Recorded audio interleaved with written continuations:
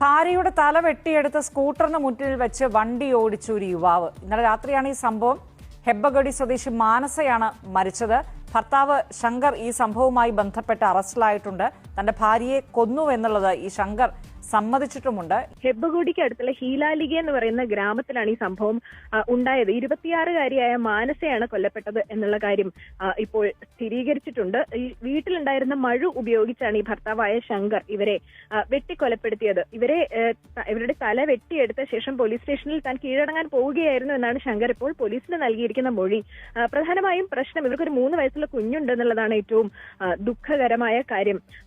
മാനസയ്ക്ക് മറ്റൊരു ബന്ധമുണ്ട് എന്ന് സംശയം ഉയർന്നതിനെ തുടർന്ന് ഈ ശങ്കറും മാനസയും തമ്മിൽ പ്രശ്നങ്ങൾ ഉണ്ടായിരുന്നു.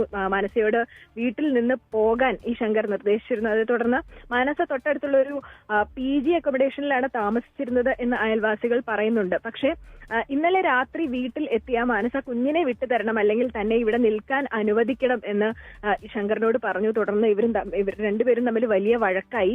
ഇതിന് പിന്നാലെ ആണ് ഈ കൊലപാതകം നടന്ന വിവരം അയൽവാസികൾ പോലും അറിഞ്ഞിട്ടില്ല. ഈ ദൃശ്യങ്ങൾ നമുക്ക് പരിശോധിച്ചാൽ കാണാം. ഇത് ഒറ്റപ്പെട്ട് നിൽക്കുന്ന കെട്ടിടമാണ്. സാവിത്രി, അപ്പോൾ പറഞ്ഞത് മനസ്സിലാവുന്ന ഈ കൊല നടക്കുമ്പോൾ ഈ കുഞ്ഞടക്കം വീട്ടിലുണ്ടായിരുന്നു അല്ലേ? തീർച്ചയായും കുഞ്ഞടക്കം ആ വീട്ടിലുണ്ടായിരുന്നു എന്നുള്ളതാണ് ഏറ്റവും ഞെട്ടിക്കുന്ന കാര്യം എന്നുള്ളതാണ്.